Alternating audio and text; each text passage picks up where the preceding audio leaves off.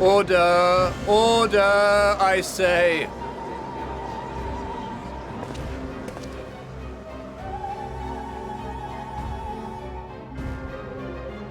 I thank you all for gathering here on such short notice. This day we must speak of grave affairs and their implications for the future of Sharlayan, nay, of this very star. Said affairs concern all citizens, and so we have called for a public assembly.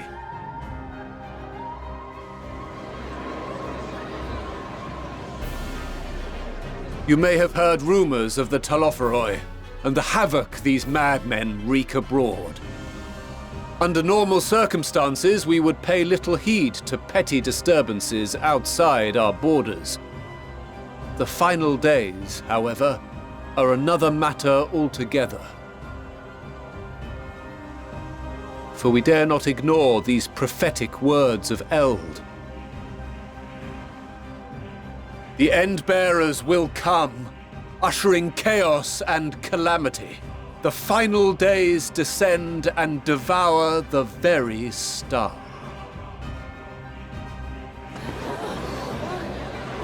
I've never heard this prophecy. Is it true? Will all that really happen? Calm yourselves. The time has come to speak of the Forum's most sacred duties. But first...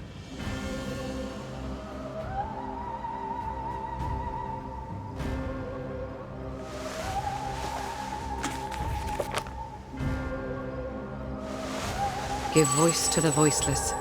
Let bindings be unbound. By unanimous decree, I declare the enchantment broken.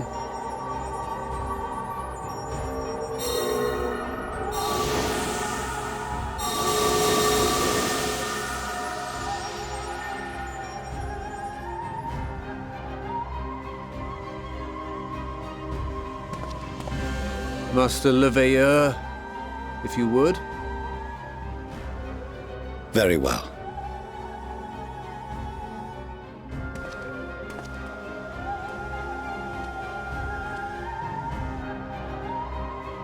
"270 years ago, our forebears began an expedition in the Dravanian hinterlands, in search of a route to access the ethereal sea.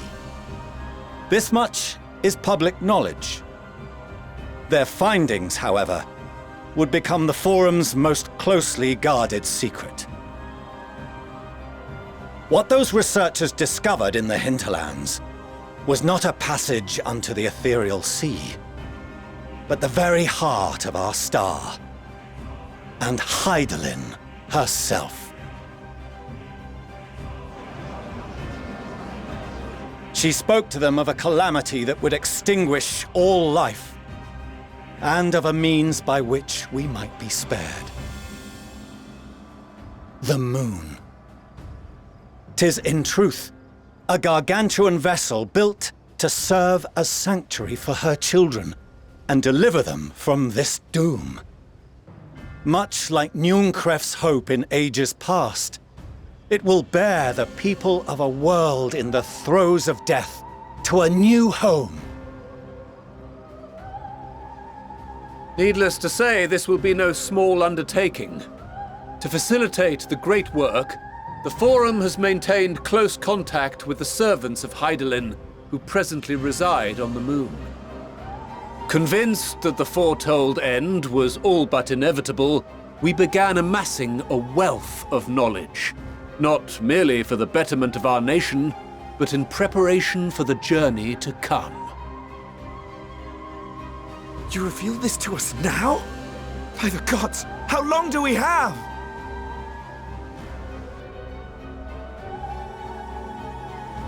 While we cannot say with certainty, we believe the hour to be nigh. We received a transmission from the moon suggesting as much not long ago. Which is why we must in earnest begin preparations for the great exodus.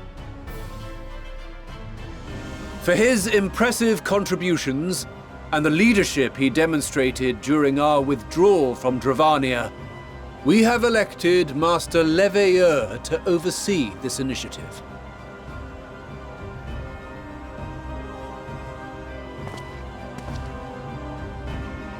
Fellow scribes and scholars, my countrymen, we face a threat of unprecedented scale.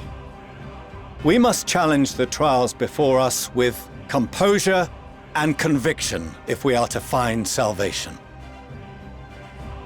The wisdom of Sharlayan has ever been a shining beacon in the darkness, and so it shall continue to be. It is our solemn charge to see our heritage preserved for future generations. For those who will come after, we will brave a new frontier.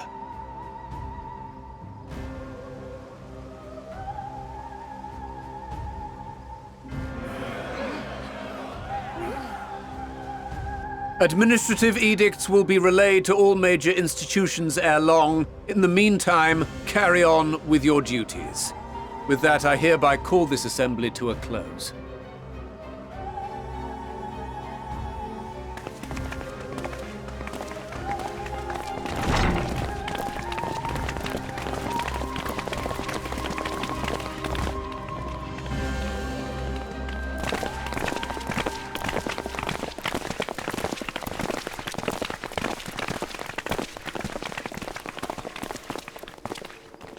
Do you remember what Mother told us when we visited home? That it wasn't until after we were born that Father seemed to lose himself in his work. If that great work of his was the evacuation of this star, then... Yes. It wasn't for his benefit.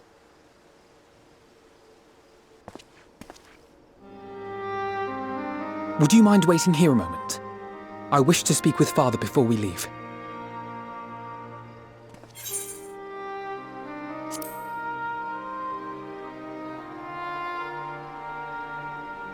Thank you. I shan't be long. If it's all the same to you, I have a few choice words to share with Father as well.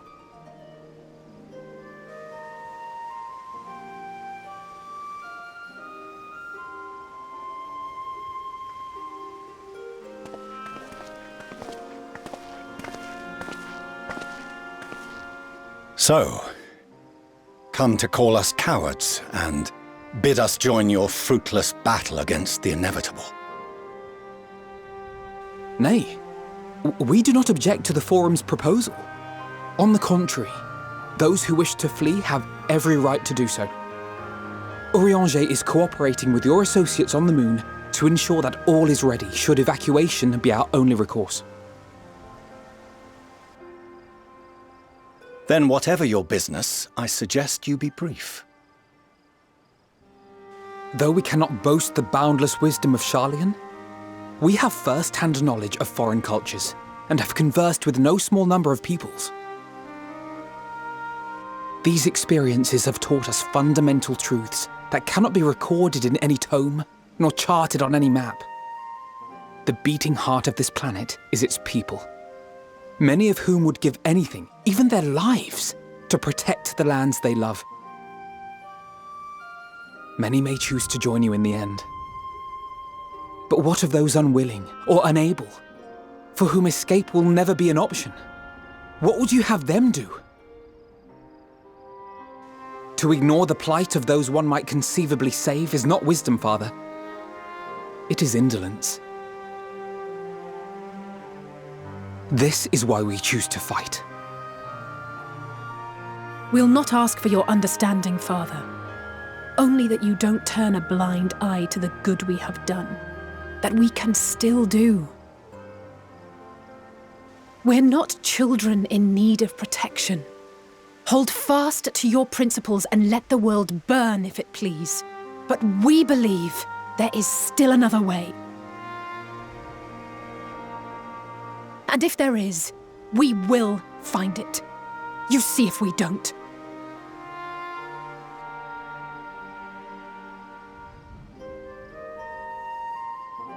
Do as you will. Just stay out of our way.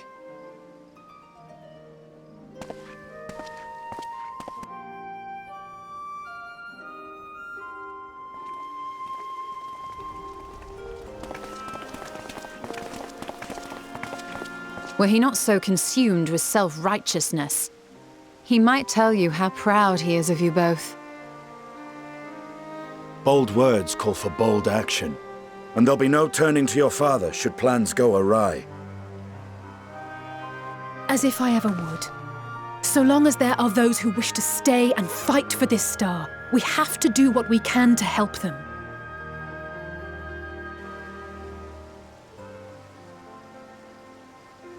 And if we're to do that, we'll need to be well rested. Wouldn't you agree? And having triumphed over what we once thought to be the source of all evil, I can think of no one in greater need of at least a dozen winks.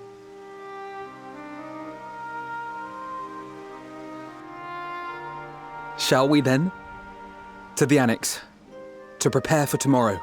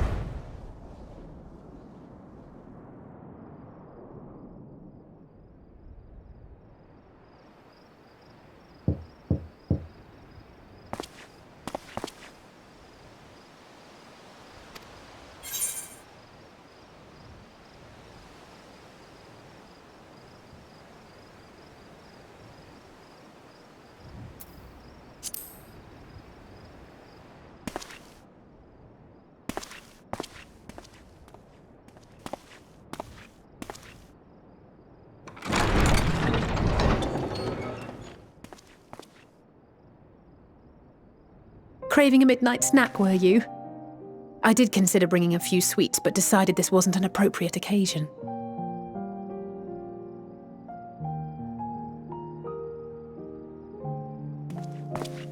I couldn't sleep. Had a few things on my mind. I know it's late, so I'll try not to talk your ear off.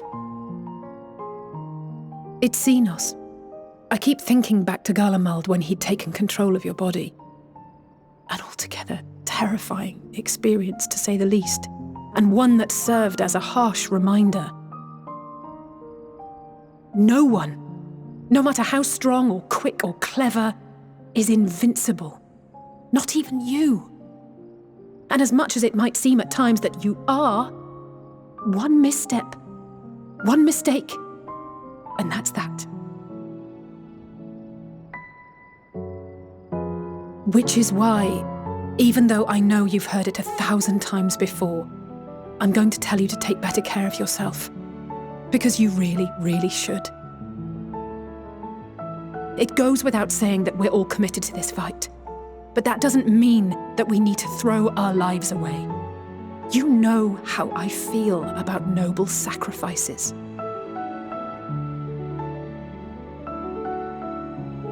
Right, that's settled.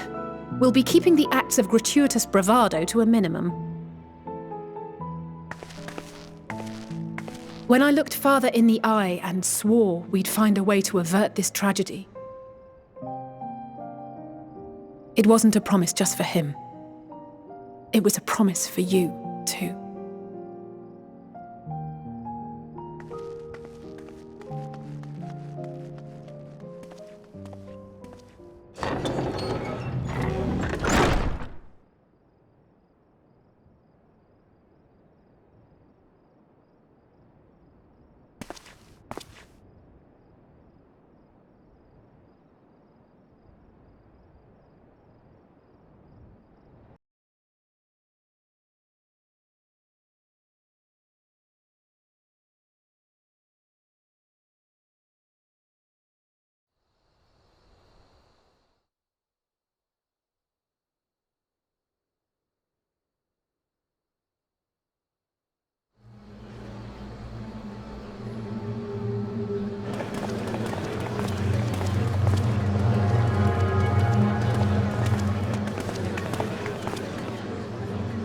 Thank the gods that tower is gone.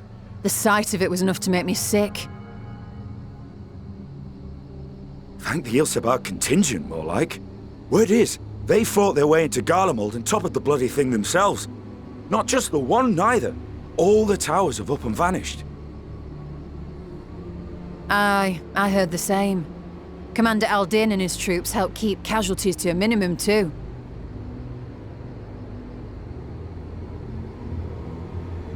But is it true they brought back tempered Garlean soldiers? As Commander Aldin tells it, they've a treatment for that now. But don't you worry. Cured or not, they've no plans to bring them into the city proper. I see. Well, that's a relief then. I know we've brothers and sisters among the lot, but I can't say I'm eager to welcome them home.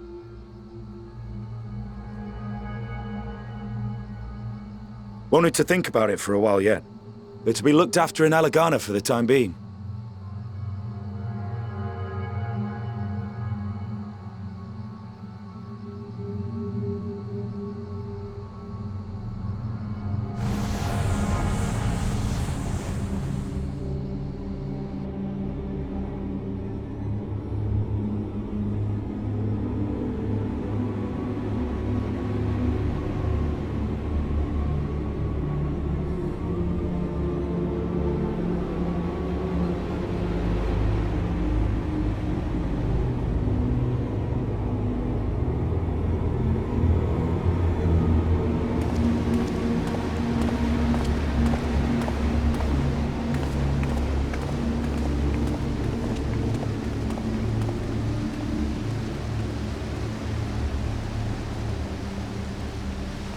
Another day, another commission of paramount importance.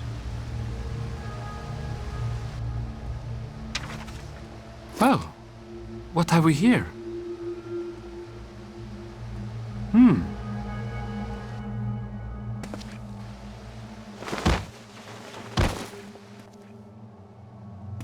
Hey, are you all right?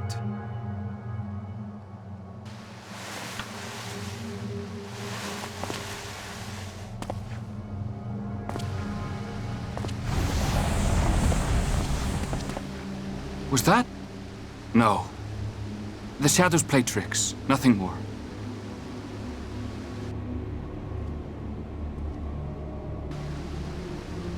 The towers are gone, and the Garlean threat is abated. And yet, why does it feel as though it's about to get much, much worse?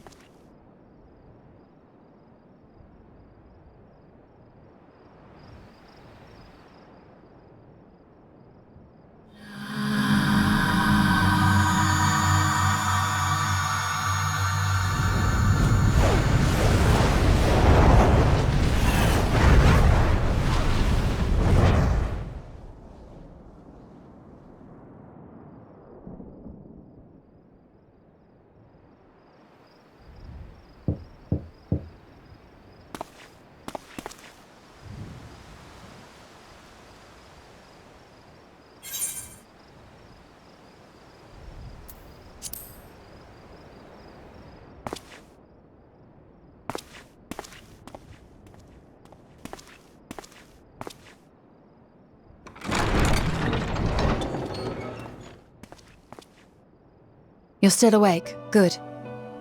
Might I trouble you to stand still for a moment?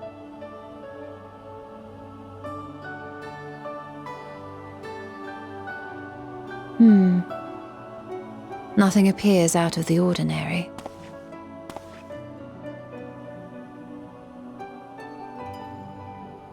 A precautionary measure.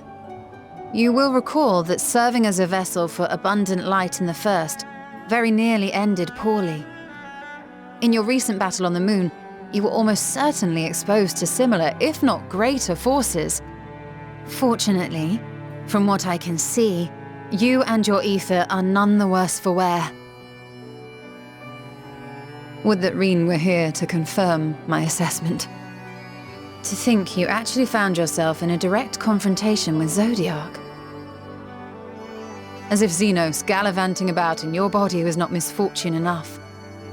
Did you so grossly offend every single deity in a past life that they saw fit to place a curse upon your soul?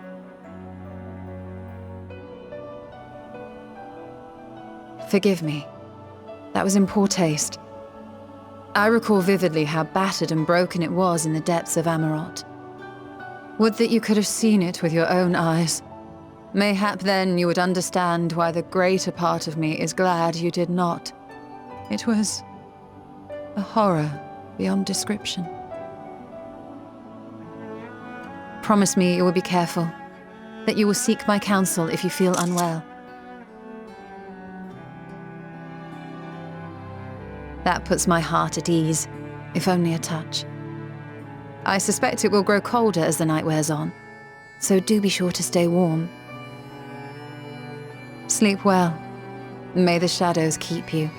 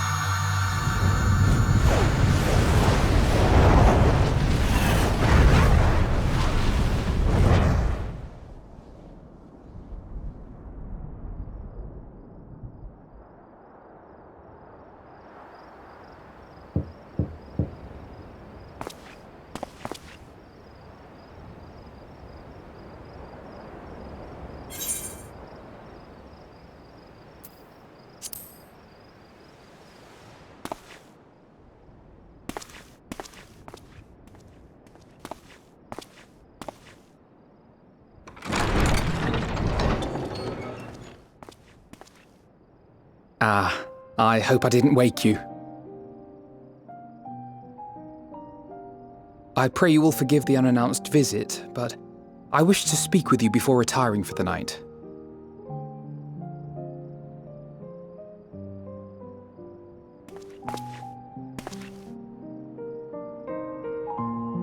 About Garlemald, and the time we spent with the people of Tertium. Dangerous though it was, I'm glad we had the opportunity to treat with Eulus and Quintus. I was worried what might happen after we were collared.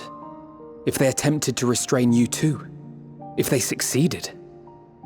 Once more, I put you in harm's way, and for that I must apologize. Or rather, I should thank you for trusting in me time and time again. After all our journeys together, I dare say I've used every expression imaginable to convey to you my gratitude. Nevertheless, I hope these words of mine still carry some small weight. Tomorrow, our fight continues. Mayhap it would have been better to seek you out after we have true cause for celebration. But having mustered the courage to stand up to Father, and achieve a personal victory of sorts, I wanted to carry on in that spirit before my nerves got the better of me. The hour grows late, and you doubtless tire of my ramblings. I have a letter for Orenvold to finish, but we'll be off to bed shortly. Sleep well.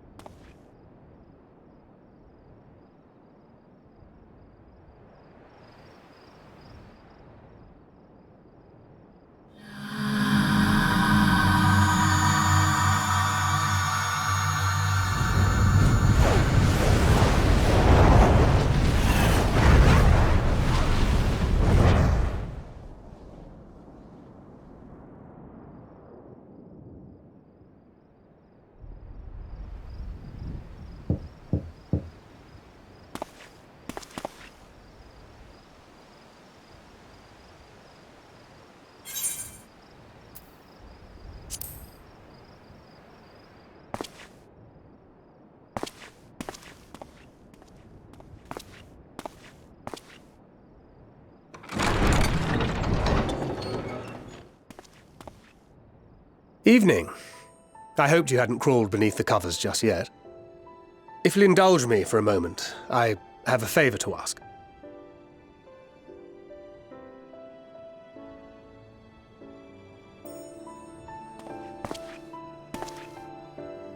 Don't worry. Nothing desperate or dire, if that's what you were wondering. Not yet. You know, we may have quite literally entered our final days. The ancients went so far as to call it that for a reason. If so, then everything we did for Reen, for the first, will have been meaningless. And I can't accept that. I just can't.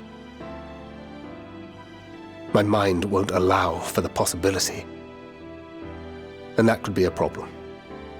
When we're in the thick of it, I don't know if I've got it in me to be pragmatic this time. To run, even if running's the right choice. The only choice. So if you see me turning a blind eye to the harsh reality, beat some sense into me, would you? I trust you and the other Scions with my life. And I'd like to think the feeling is at least occasionally mutual.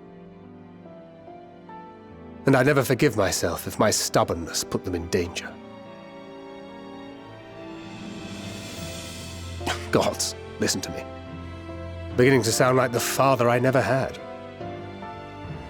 So, can I count on you to keep me in line? I can think of no one else more eminently qualified.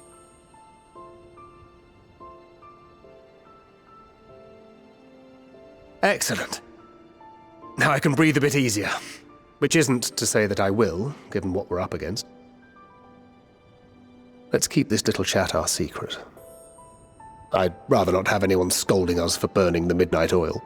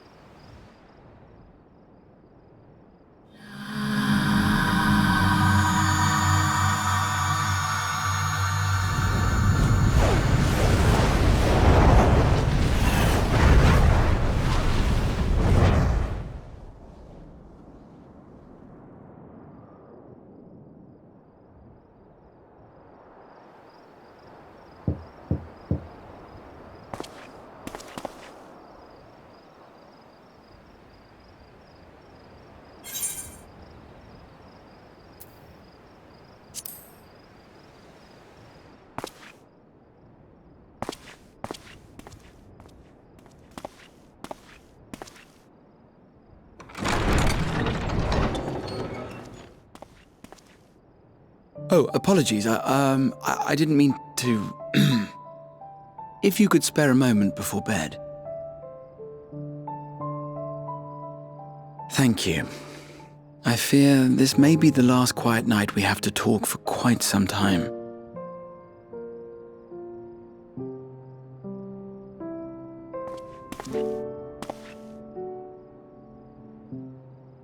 I am troubled of late.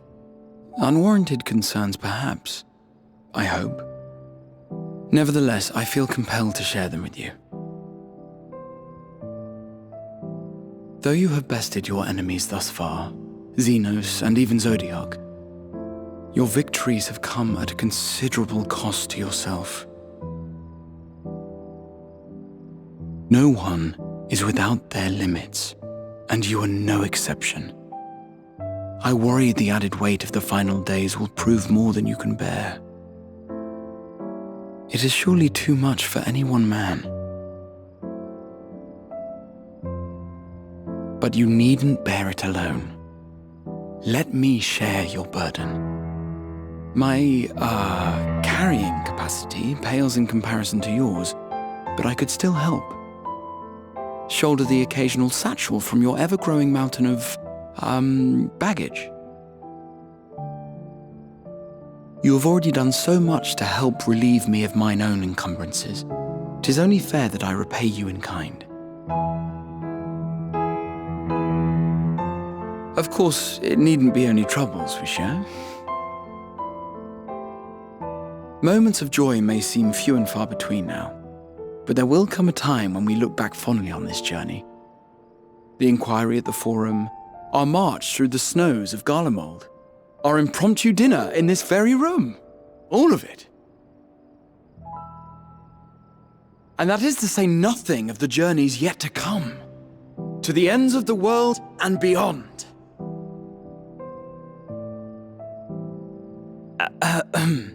But tomorrow will be no less busy than today, and I've kept you from your rest long enough.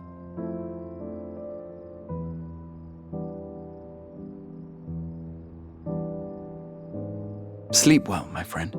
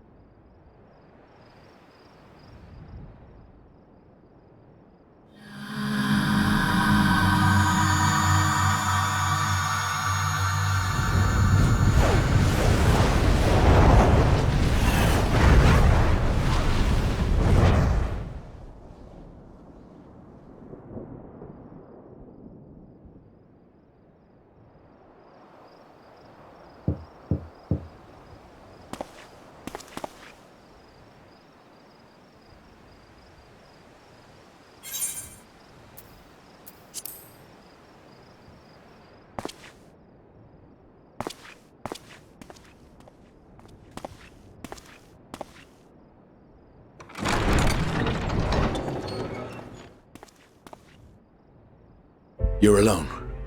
Good. The twins thought now would be a wonderful time to pay a visit to my chambers. Rather than listen to them bicker over tonight's snacks and tomorrow's plans, I seized the first opportunity to make my escape. To their credit, they decided against intruding on your peace and quiet.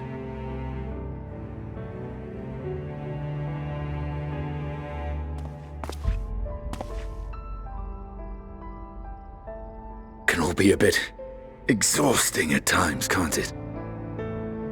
I wasn't sure what to make of you at first. During the Dragon Song War, how quick you were to take up a cause not your own. But I came to see that is simply the way of you and yours. I will not pretend to understand this talk of ancient primals and the final days. But I trust in your judgment and choose to believe in your cause. You and Alphino have my lance, now and always. You'll need it. Rack and ruin looming on the horizon. Calamity bearing down upon us. There's no place I'd rather be than here. Standing shoulder to shoulder with friends on the front line. So do not hesitate to send me against your enemies. I'll make them rue the day they met me. Now, if you'll excuse me, I could do with a little air. If Alphino asks, I was never here.